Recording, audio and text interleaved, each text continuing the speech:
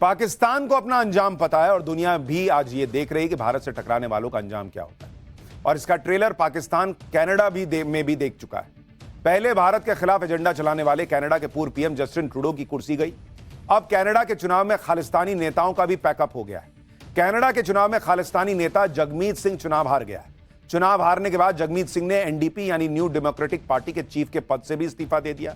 जगमीत सिंह की पार्टी को चुनाव में तगड़ा झटका लगा है।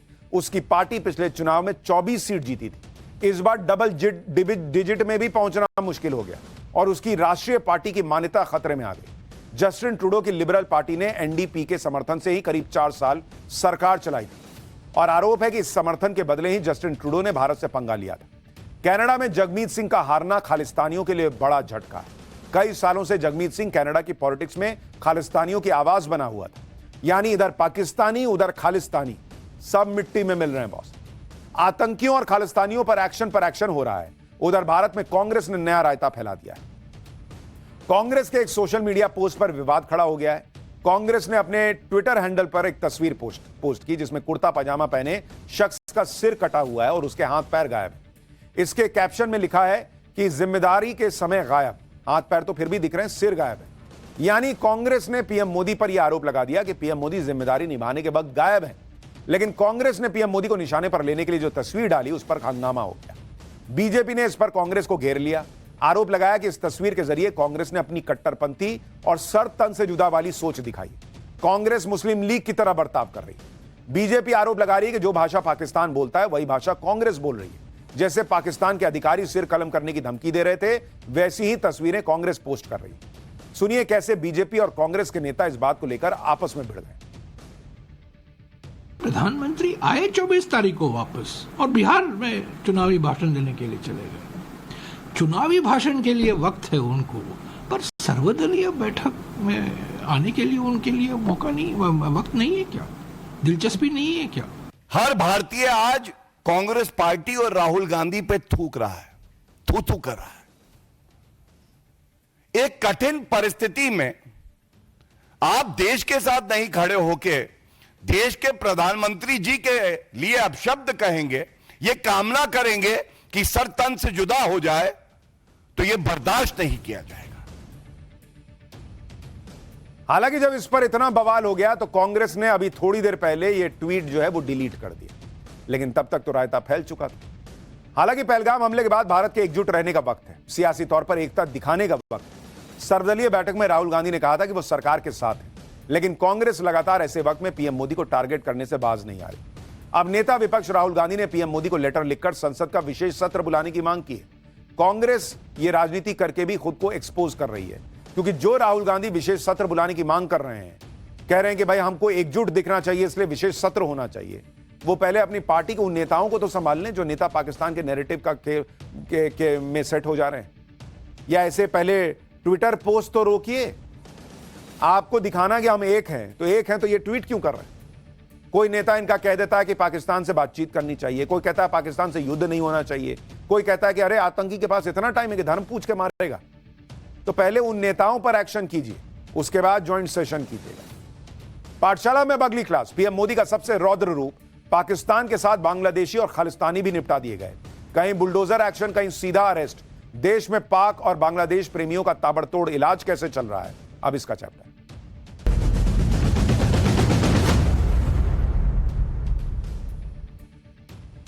प्रधानमंत्री नरेंद्र मोदी पहलगाम हमले के गुनहगारों को मिट्टी में मिलाने का संकल्प ले चुके हैं।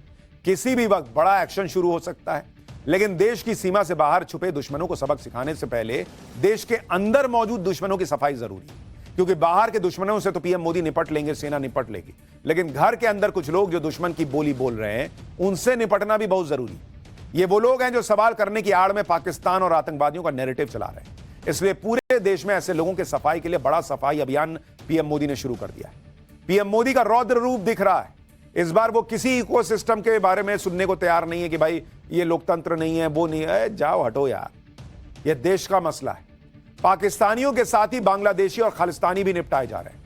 जैसे कश्मीर में आतंकियों के मददगारों के घरों को ब्लास्ट करके उड़ाया जा रहा है। देश भर से अवैध पाकिस्तानियों का सफाया हो रहा है। अवैध बांग्लादेशियों पर बुलडोजर स्ट्राइक शुरू हो चुकी है। पहलगाम हमले को लेकर भारत विरोधी बयानबाजी करने वालों पर देशद्रोह का केस दर्ज हो रहा है। अहमदाबाद में मिनी बांग्लादेश बन चुके इलाके पर शुरू हुई अब तक की सबसे बड़ी बुलडोजर स्ट्राइक की एक तस्वीर आज आपको देखनी चाहिए। साथ ही दूसरे राज्यों में अवैध तौर पर रह रहे पाकिस्तानियों और अवैध बांग्लादेशियों पर भी जबरदस्त एक्शन शुरू हो गया है। ऑपरेशन क्लीन कैसे चल रहा है, पहले उसकी एक झलक देखिए।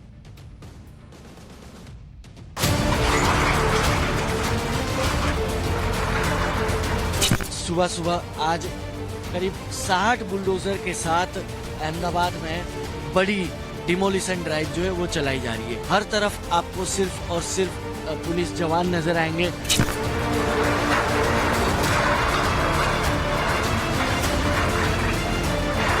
जो भी कुछ नजर आ रहा है उन सबको ध्वस्त करके जमींदोज करने का काम जो है वो किया जा रहा है। प्रधानमंत्री मोदी ने ऑपरेशन क्लीन शुरू किया हुआ है। ना तो यहां आतंक के समर्थक रह सकते हैं, ना ही अवैध बांग्लादेशी और पाकिस्तानी। पहलगाम हमले के बाद आज गुजरात में अवैध बांग्लादेशियों के खिलाफ सबसे बड़ी बुलडोजर स्ट्राइक हुई है। इस बुलडोजर स्ट्राइक के तहत अहमदाबाद में चंडोला तालाब के पास बने मिनी बांग्लादेश को ध्वस्त कर दिया गया। भारत के इतिहास की सबसे बड़ी बुलडोजर स्ट्राइक हुई है। इसकी एक तस्वीर आपको दिखाऊंगा। पहले देखिए अहमदाबाद में बुलडोजर स्ट्राइक के लिए कितने बड़े लेवल पर तैयारी की गई थी। आप देखिए ना भाई, लाइन से बुलडोजर लगे। अवैध घरों को ध्वस्त करने के लिए 72 बुलडोजर लगाए गए। अवैध घरों के मलबे को साफ करने के लिए 200 डंपर तैनात किए गए। 1000 से ज्यादा नगर निगम कर्मचारियों को ड्यूटी पर लगाया गया। किसी भी तरह के विरोध से निपटने के लिए 2000 से ज्यादा पुलिसकर्मियों को तैनात किया गया।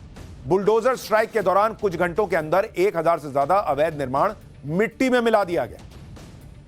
यानी लगातार अवैध तौर पर रह रहे बांग्लादेशियों पर ताबड़तोड़ एक्शन हो रहा है बीजेपी शासित राज्यों में। आपको अहमदाबाद में हुई बुलडोजर स्ट्राइक की एक तस्वीर दिखाता हूं। आज होने वाले बुलडोजर एक्शन की तैयारी बीती रात ही पूरी कर ली गई थी। चंडोला तालाब इलाके के पास बने मिनी बांग्लादेश को नक्शे से मिटाने के लिए बुलडोजर 2000 से ज्यादा पुलिसकर्मियों के साथ वहां पहुंचे। 200 से ज्यादा डंपर वहां खड़े थे। 2, 4, 10 नहीं, पूरे 70 बुलडोजर एक्शन में दिखाई दिए। आज सुबह बुलडोजर स्ट्राइक शुरू होते ही पूरे इलाके में अवैध तौर पर रह रहे बांग्लादेशियों के अवैध घरों को मिट्टी में मिला दिया गया। बुलडोजर की मदद से एक के बाद एक सभी अवैध घरों को जमींदोज कर दिया गया। कुछ घंटों तक चली बुलडोजर स्ट्राइक के बाद अहमदाबाद में अवैध बांग्लादेशियों के लिए बसाया गया मिनी बांग्लादेश मलबे में तब्दील हो गया। ड्रोन कैमरे से ली गई आप तस्वीर देखिए बॉस, पूरा इलाका मलबे में तब्दील हुआ दिख रहा है। लेकिन नरेंद्र मोदी का क्लियर मैसेज है, बहुत हो गया, बहुत हो गया, अपने यहां जाओ रहो वहां बांग्लादेश में। अहमदाबाद के चंडोला तालाब इलाके में हुई बुलडोजर स्ट्राइक पर ग्राउंड जीरो से हमारे सहयोगी की रिपोर्ट देखिए, फिर आपको बताता हूं कितने अवैध बांग्लादेशी डिटेन किए गए। बांग्लादेशियों का अड्डा बन चुके चंडोला तालाब में बुलडोजर कार्रवाई तक चल रही है। एक दिन पहले ठीक यहाँ पर इन सभी मकानों की बिजली काटी गई थी और सुबह सुबह आज करीब 60 बुलडोजर के साथ अहमदाबाद में बड़ी डिमोलिशन ड्राइव जो है वो चलाई जा रही है। हर तरफ आपको सिर्फ और सिर्फ पुलिस जवान नजर आएंगे। करीब 2000 से अधिक पुलिस जवानों के साथ आप देखेंगे यहाँ पर किस तरीके से ये डिमोलिशन ड्राइव जो है वो चल रही है। चाहे अवैध तरीके से खड़ा किया गया धर्मस्थल हो या मकान हो या दुकान हो या फार्म हाउस हो, जो भी। अहमदाबाद में बुलडोजर स्ट्राइक से पहले चंडोला तालाब के पास बने मिनी बांग्लादेश से करीब 500 अवैध बांग्लादेशियों को भी डिटेन किया गया। ये देखिए, सब लाइन से बैठा के रखे गए। रस्सी से सुरक्षा घेरा बना के इन्हें क्राइम ब्रांच के ऑफिस ले जाया गया। इस सब के बीच गुजरात के सीएम भूपेंद्र पटेल लगातार बुलडोजर एक्शन पर नजर बनाए हुए और अधिकारियों को जरूरी निर्देश दे रहे हैं। गुजरात के गृह मंत्री, उनका कहना है कि इनमें से ज्यादातर लोगों के डॉक्यूमेंट चेक किए गए तो इनके फर्जी डॉक्यूमेंट बंगाल के बने हुए थे। अहमदाबाद के मिनी बांग्लादेश कहे जा रहे इलाके पर शुरू हुई बुलडोजर स्ट्राइक को रोकने के लिए कुछ लोग गुजरात हाईकोर्ट चले गए। हाईकोर्ट में हुई सुनवाई के दौरान याचिकाकर्ताओं ने बुलडोजर एक्शन को असंवैधानिक और अवैध बताया।